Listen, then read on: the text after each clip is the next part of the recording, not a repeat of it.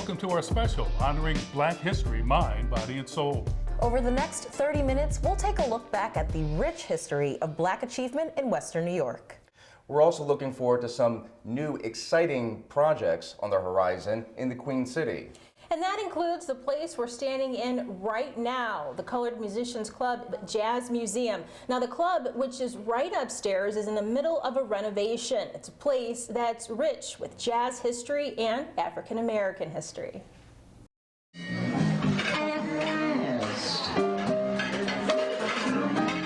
This is one of the last jam sessions the late Dodo Green had at the Colored Musicians Club. The Buffalo native is a famous jazz singer. She's also one of many musicians featured in the Colored Musicians Club Jazz Museum. Years ago, musicians couldn't just show up at a nightclub and sign a list to perform. They had to first be accepted into a union. There was one for whites and one for blacks. 1917, this is the actual certificate, and these were the founding fathers of the union that helped to start it here in Buffalo. During Jim Crow, well-known black performers would perform at other local venues in Buffalo. After their performances, they weren't allowed to stay and mingle with the audience, and that's where the club came in. So when it got done, they had to leave. So the local here wanted to make sure that there was a special place for these people to come to after their show, and that's why upstairs was such a big deal. It's about music, and it's not about the food, it's not about the drink, it's not about the conversations, it's about what's going on that stage. And we have everything from soloists to up to 18-piece bands upstairs. Trombone. Fast forward to today, the lower level of the club is an interactive jazz museum. It features video documentaries, audio clips, and artifacts. Knocking this wall out front here, that stage will be moved. The group is also planning a reconstruction of the upstairs club area. We're ripping out the entire surface, the entire floor, the entire ceiling. We're going to return it to the way it looked back in 1927. Now, while the physical appearance of the landmark is going to be updated, will the name be updated as well, especially since the word colored is dated? There was no such thing as a colored union in 1917 when we got our designation, as the banner will attest from the American Federation of Musicians. But they said, you are a colored union. So that was the first time we were told, hey, you're colored. Okay, we're colored. So after we realized that this was it, we embraced it. We keep it so we can show what it took for us to become stronger Americans, recognize Americans, and that's why we keep it. The renovations are hoped to begin sometime in the spring. Even after she retired from Buffalo Public Schools, Dr. Eva Doyle has continued her lifelong love of teaching, most notably teaching Black history.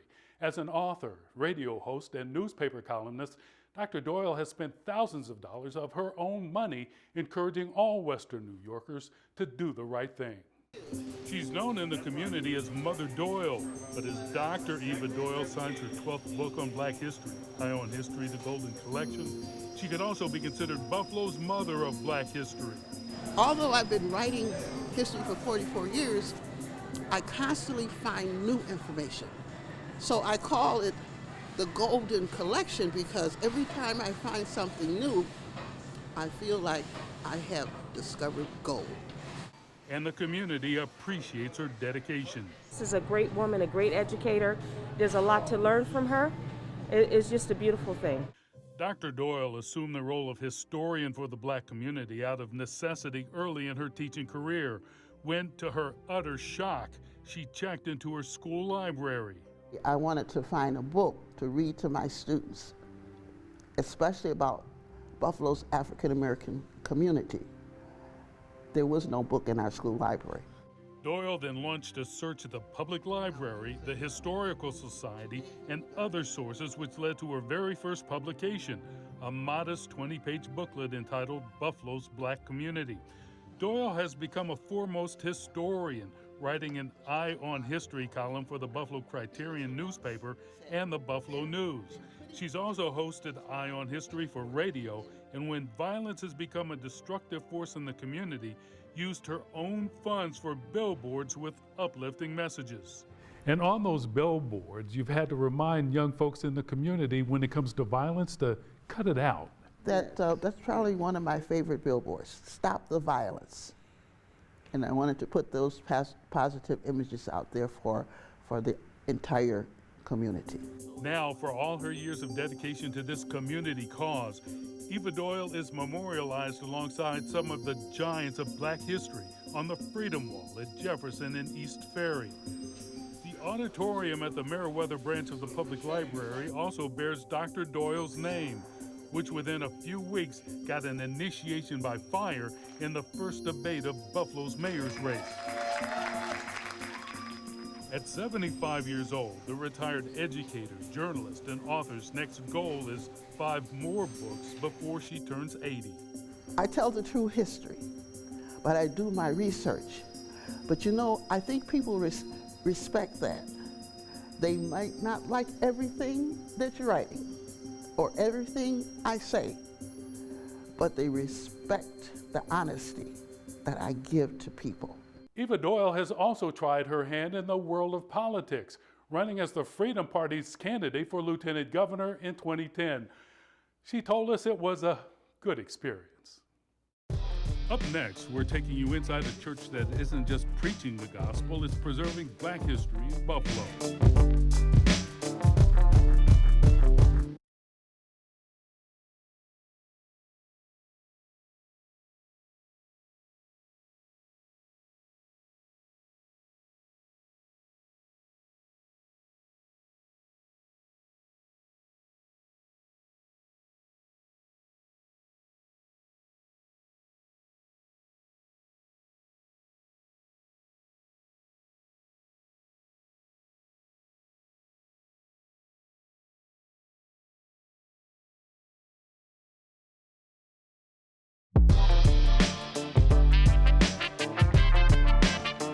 Black churches have played an important role in the Black community. As clergy lead their congregation, they're often the leading voice for their community. So what better place to document local Black history than in a house of worship?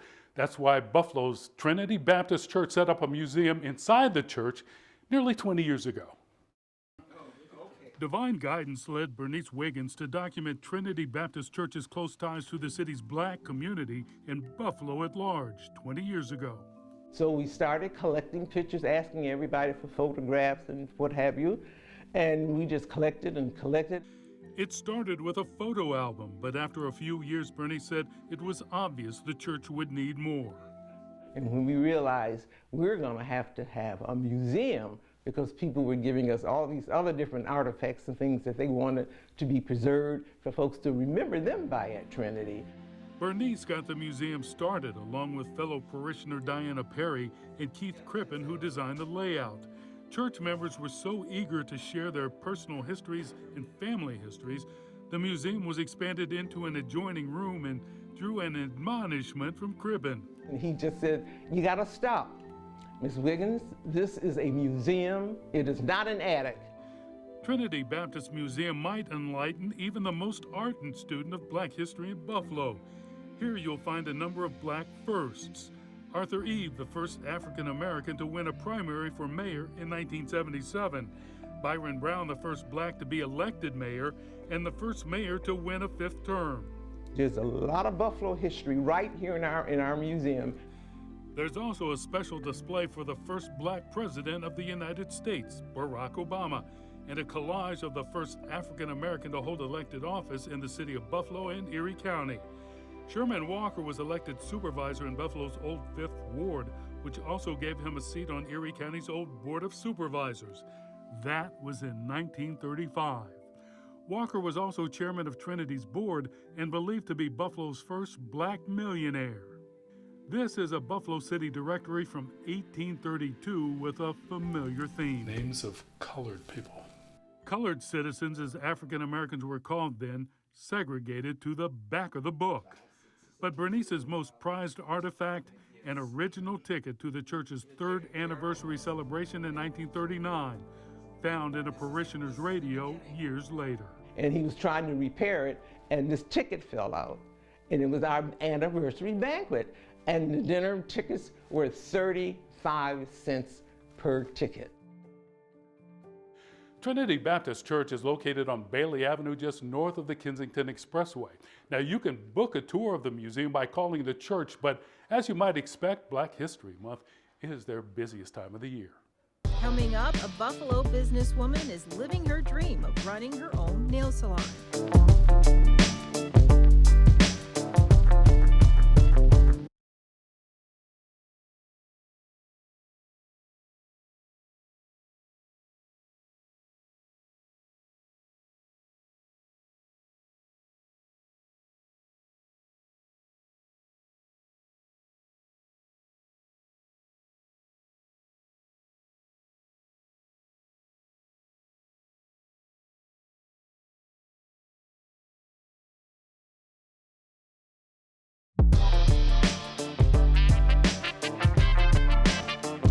A local African-American businesswoman has taken her passion for manicures to the next level.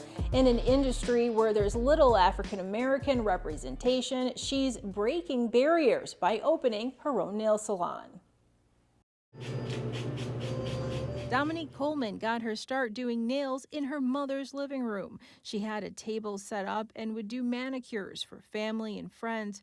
And then she decided to take her passion to the next level. And I told my mom, I'm like, you know, I think I want to do nails full time. At first, her and everybody else was like, I don't know. I never heard of a Black girl doing nails. And I'm like, we exist. You know? Fast forward to today, she's the proud owner of a nail salon called Dazzling Beauty. She's been in business for about 5 years and recently moved to a cozy shop at 262 Bryant Street in the Elmwood Village. Any Black woman that wants to open a business, I fully support it. I want them to see that it's possible. It takes a lot of courage and it takes a lot of strength to do it and to really stick with it. Inside her shop, she employs a nail tech and an esthetician. Her nail tech, Sasha, is known for her colorful nail art. Here, she drew an image of one of the characters from the movie Good Burger. I fell in love with nails because of nail art. I thought it was interesting how people can draw these really cool things with the tiniest brush. So I said, well, they can do it. I think I can do it too. According to a recent study from UCLA's Labor Center, nearly 80% of the nail workers in the country are Vietnamese. The study says many are also Korean, Chinese, and Nepali. This reality has made it challenging for African American women to break into the industry. It's hard. It's very hard. When I first got out of school and I graduated and I had my temporary license at the time, I was trying to look into nail shops that I can work in. I thought it would be easy going into a shop and trying to apply for it like you would a regular job. And I've had the doors shut in my face quite a few times. They look at you like you're crazy, like you want to work here. No. It's the whoop, I never heard of a Black girl doing nails. It's that. Mostly when people hear that I do nails or either that I own a nail salon, you're like, wait a minute, you? I'm like, yeah, me. Yeah, I do. Come and visit. You won't be disappointed. Coleman says she has a diverse group of clients. They share stories of triumph and tragedy, but most of all, they laugh together. Up next, we're looking back at the history of Black Greek letter organizations, how they've served, and what they continue to accomplish.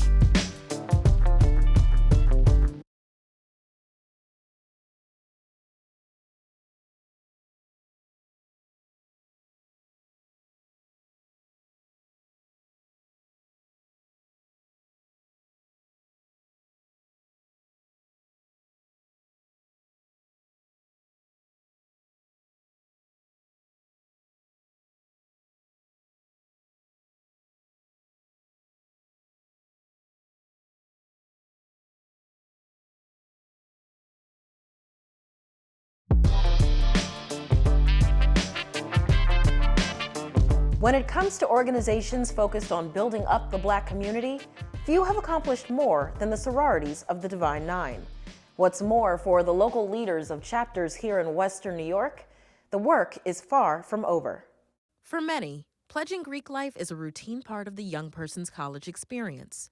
But when the early 20th century saw Black students being ostracized from most university social groups, many sought camaraderie among their own, joining Black Greek letter organizations, or BGLOs. Just historically, we're very proud to be the only Black Greek letter organization found on a predominantly white campus, because we were really founded in the heart of the Ku Klux Klan. It was in 1906 that Alpha Phi Alpha, the first of 5 fraternities in the Divine Nine, was founded, followed by Kappa Alpha Psi, Omega Psi Phi, Phi Beta Sigma, and Iota Phi Theta.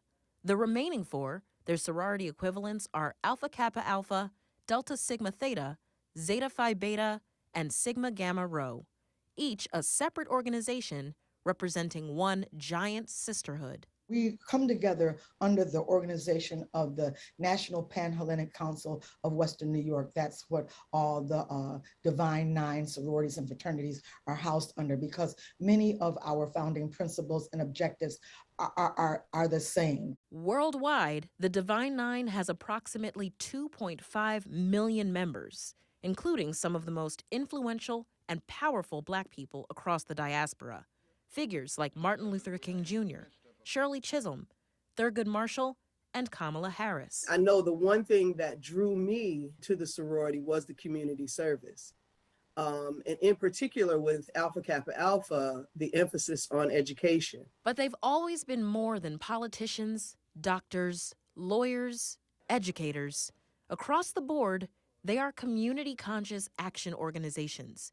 And here in the Queen City, their leaders have put in countless hours to make Buffalo better, combating abuse and neglect. We have been donating to a number of domestic violence shelters. We have connected with Matt Urban Center and supported some of their programs with the homeless vets.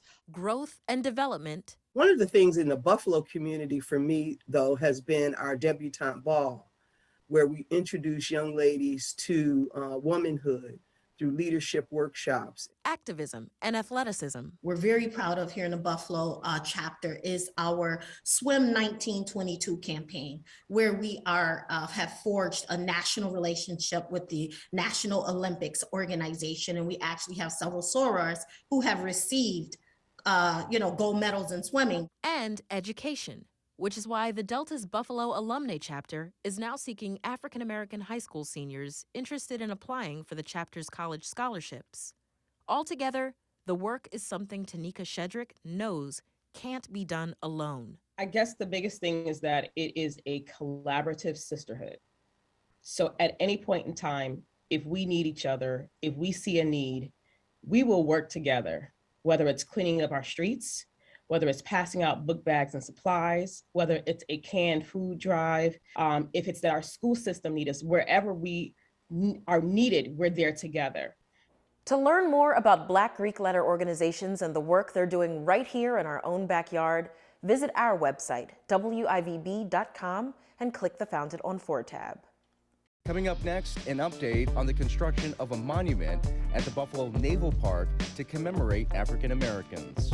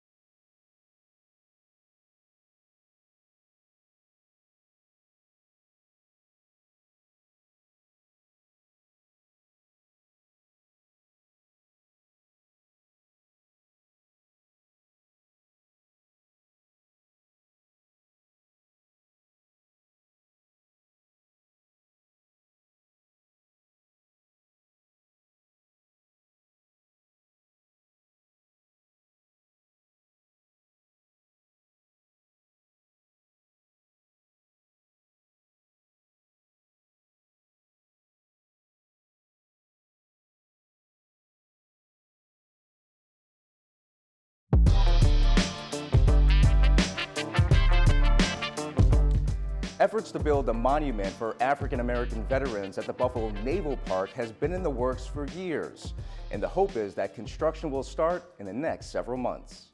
The monument will commemorate Black veterans nationally, including here in Western New York. This is the first of its kind monument in the country, that there's a monument designed to honor veterans, African American veterans that served in all the wars that this country's been in. Seeking to remember, inspire, and educate. One of the things at this monument that we're looking at is not just honoring veterans, but also to educate people.